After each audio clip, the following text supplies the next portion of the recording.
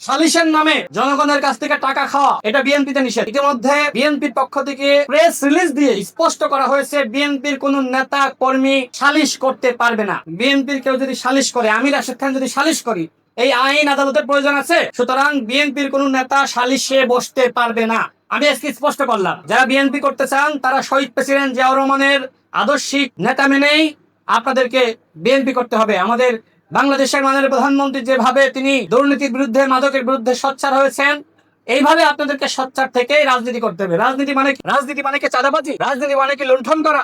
রাজনীতি মানে কি জনগণকে ঠকানো? রাজনীতি মানে এইগুলো নয়। রাজনীতি মানে নিজেদেরকে পরিশুদ্ধ রাখা, অন্যায় না করা, দুর্নীতি না করা, মানুষের পাশে দাঁড়ানো। হ্যাঁ, এলাকায় যদি কোনো সমস্যা হয় আপনি নেতা হিসেবে সমাধান করার জন্য আপনি উদ্যোগ নিতে পারেন। সেই উদ্যোগটা যাতে সালিশের মতো না হয়, সেই উদ্যোগটা যাতে সালিশের নামে পিছন থেকে আপনার পকেটে একটা বান্ডিল দিয়ে দিল আর আপনি তার পক্ষে কথা বললেন, সেইটা যাতে না হয়। আমাদের জেলা বিএনপির president advocate M A Majid তিনি বারবার বলেছে বিএনপির কোনো নেতা সালিশ করতে পারবে না। এখানে জেনাদের সাংবাদিকরা আছেন, সাক্ষী কিনা আপনারা, ইফতার মাহফিলে আমার সামনে বলেছিল। আমি জানি, এই জন্যই বলছি যে সালিশ করার এখতিয়ার বিএনপির কোনো নেতার নাই।